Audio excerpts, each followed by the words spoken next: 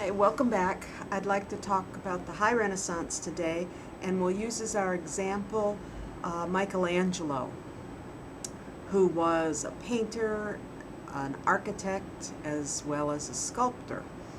And it's his piece of sculpture called the Pieta that I will talk about in some detail. He went to Rome and was hired by a French cardinal who wanted sculptures for his tomb. And you have to keep in mind it's the patron who's paying for the work that dictates the subject matter.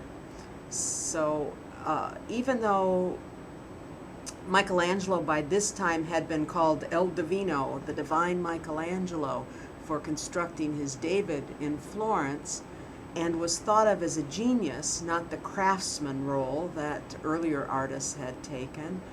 So even though all of this was true, it's still the patron that determines what the work is going to be about, because it's the patron who's paying for it.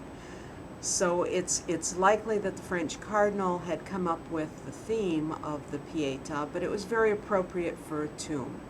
A Pieta is Mary who's lamenting over the dead Christ. It's a subject matter that had been around for about 200 years. It was developed in 1300 in Germany and continued to be popular because it's about Mary's grief. It shows her as the grief-stricken mother of the dead Christ, and kind of prefigures this notion that they will be together in heaven.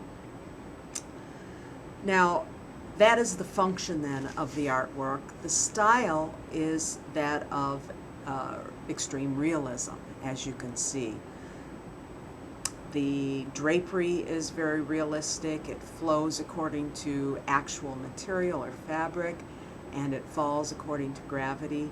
The surface textures of the drapery and of the skin and of the hair are also extremely realistic. The proportions in general of the dead Christ, his musculature, his skeletal framework, are also determined by optical realism.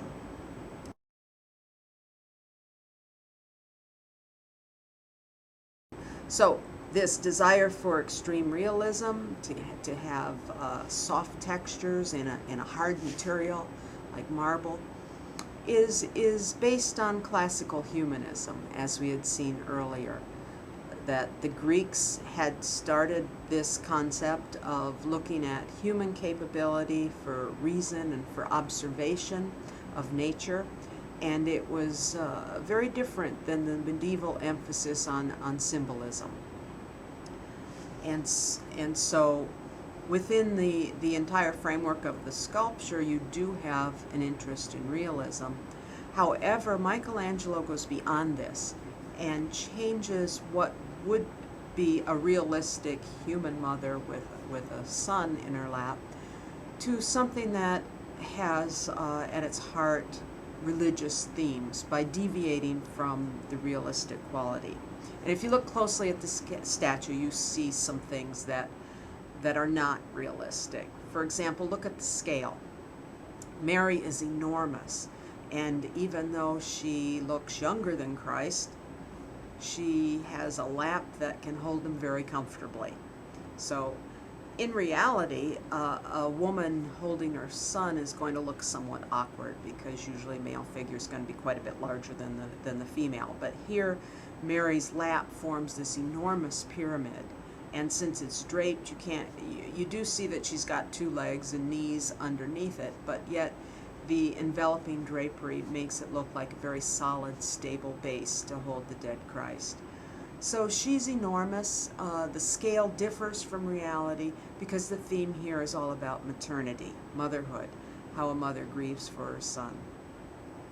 The second point in which Michelangelo deviates from reality for the sake of his theme is that of the differing ages. Christ died when he's in his early 30s, and Mary should then have been about 50 or a little bit less. I think she was a teenager when she had him, according to the story. But here she looks younger than Christ. So Michelangelo actually was questioned about this, and he said the theme was that of purity. Mary not only stands for the emotion of grief here, but also her purity or virginity is a large part of the Catholic theme.